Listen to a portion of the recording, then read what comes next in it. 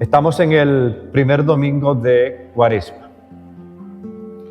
y se nos presentan dos personajes, a Noé y a Jesús, en dos acontecimientos específicos. Noé en la salida del arca y Jesús en la entrada al desierto.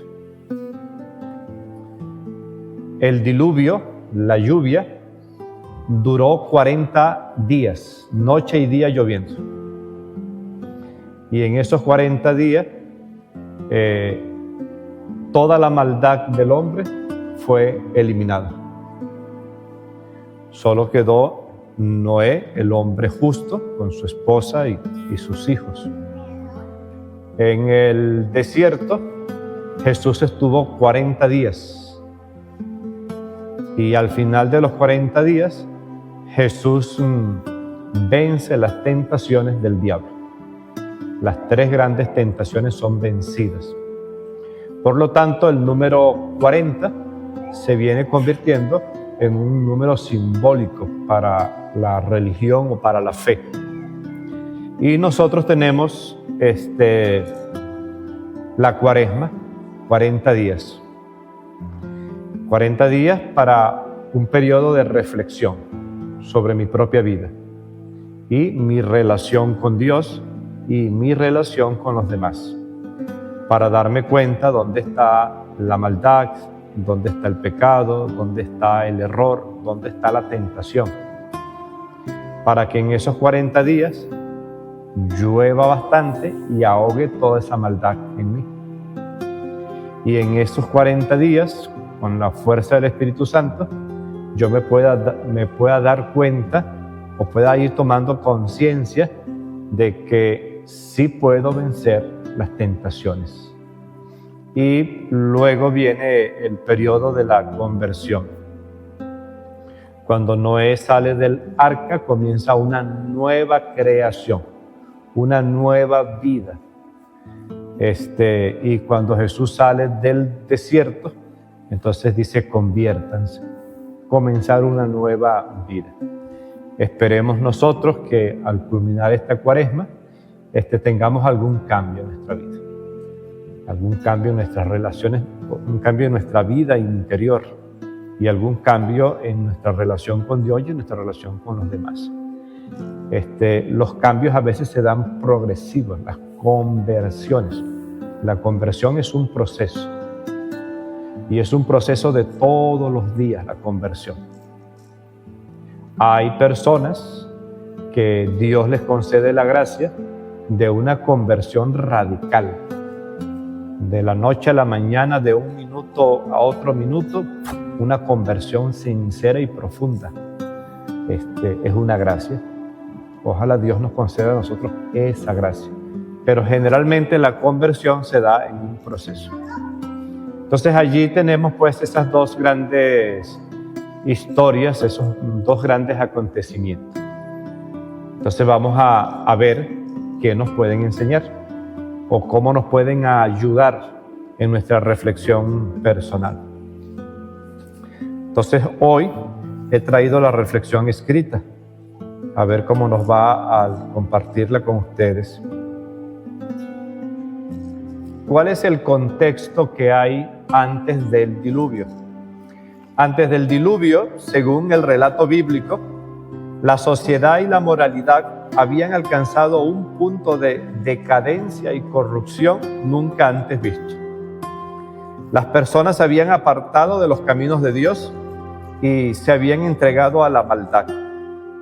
Había violencia, injusticia y falta de respeto hacia el prójimo.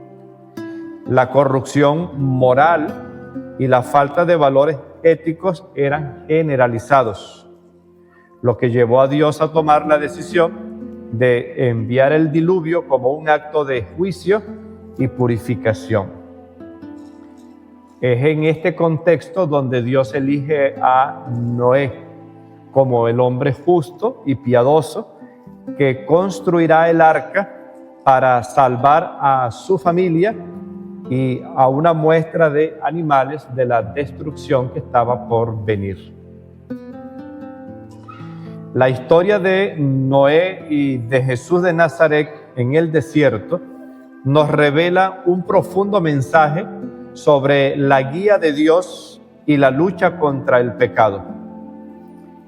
En ambos relatos vemos cómo Dios actúa y proporciona un camino claro para aquellos que desean apartarse de la maldad y seguir sus mandamientos. En la primera lectura encontramos estas palabras de Dios. Dijo Dios a Noé y a sus hijos. Y en el Evangelio encontramos o leemos: en aquel tiempo el Espíritu empujó a Jesús al desierto. Por lo tanto, vemos que es Dios quien toma la iniciativa, que es Dios quien orienta, quien dirige al hombre para que pueda superar o pueda alejarse del pecado y de la maldad. Cuando Dios habló a Noé, le dio instrucciones precisas sobre cómo construir el arca y qué hacer para salvar a su familia y a los animales de la inminente destrucción causada por el diluvio. En el libro del Génesis, capítulo 6, leemos: dijo pues Dios a Noé: hazte un arca de madera resinosa. Y dice la cita bíblica: Noé escuchó y obedeció. Ahí está la clave. Noé escuchó y obedeció, demostrando así su fe en Dios. Así lo hizo Noé. Ejecutó todo lo que le había mandado Dios. En este acto de obediencia, no solo le permitió a Noé evitar el pecado de la desobediencia, sino que también le permitió ser un instrumento de la salvación para su familia, para los animales y para la generación de entonces. De manera similar, el Espíritu de Dios llevó a Jesús al desierto, donde fue tentado por el diablo durante 40 días. Jesús resistió todas las tentaciones y se mantuvo fiel a Dios, demostrando su plena obediencia y rechazando el pecado en todas sus formas. A través de su ejemplo, Jesús nos enseñó que sí es posible resistir las tentaciones y caminar en dirección contraria al pecado, confiando siempre en la guía de Dios. Cuando arrestan a Juan el Bautista, allí Jesús reconoce un signo de Dios o una señal de Dios para comenzar a anunciar su evangelio. Anuncio que se centra en un llamado: conviértanse y crean en el evangelio. Conversión que se centra en una transformación interior, un arrepentimiento de los pecados que permita tener una buena relación con Dios y con los seres humanos. La conversión implica creer en Jesús, creer en la palabra de Jesús. La conversión implica tener un cambio radical que afecta todos los aspectos de la vida de una persona y que se manifiesta en los frutos de llevar una vida que da testimonio del amor de Dios y de la justicia de Dios. Estos dos relatos, el relato de Noé y el relato de Jesús, nos muestran que Dios no solo actúa en nuestras vidas con sus bendiciones y cuidados especiales, sino que también nos indica el camino adecuado para evitar el pecado. Recordemos las palabras de Dios en el libro del Deuteronomio, que se leyeron el día jueves. Dice lo siguiente: Moisés habló al pueblo diciendo: mira, hoy pongo delante de ti la vida y el bien, la muerte y el mal, pues yo te mando hoy amar al Señor tu Dios, seguir sus caminos, observar sus preceptos, mandatos y decretos, y así vivirás y crecerás, y el Señor tu Dios te bendecirá en la tierra donde vas a entrar para poseerla. Pero si tu corazón se aparta y no escuchas, si te dejas arrastrar y te postras ante otros dioses y les sirves, yo les declaro hoy que morirán sin remedio. Todos nosotros a menudo enfrentamos situaciones en las que el pecado parece ser atractivo y tentador. Acuérdense de Eva, cuando después que el diablo le habla y mira el fruto, dice las Sagradas Escrituras, y el fruto le apareció apetecible. Y así es en la vida de nosotros el pecado. El pecado se nos presenta como atractivo y por eso es tentador.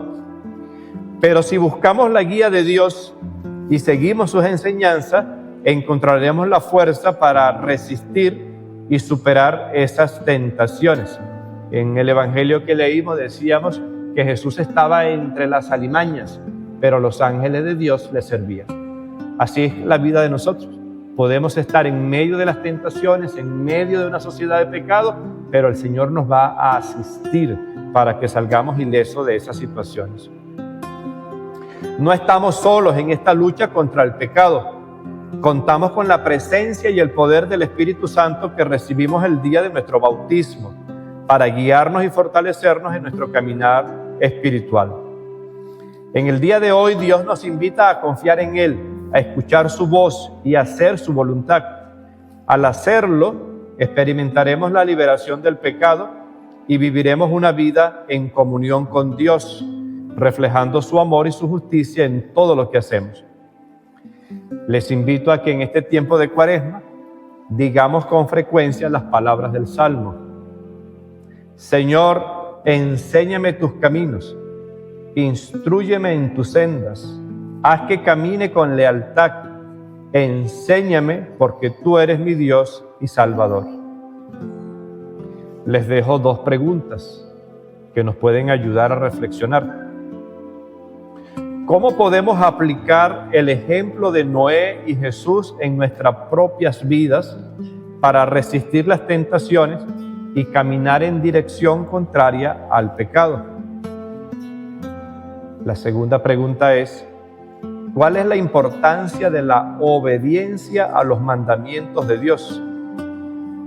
¿Y cómo podemos cultivar una disposición para escuchar y obedecer su voz en nuestras propias vidas? Amén.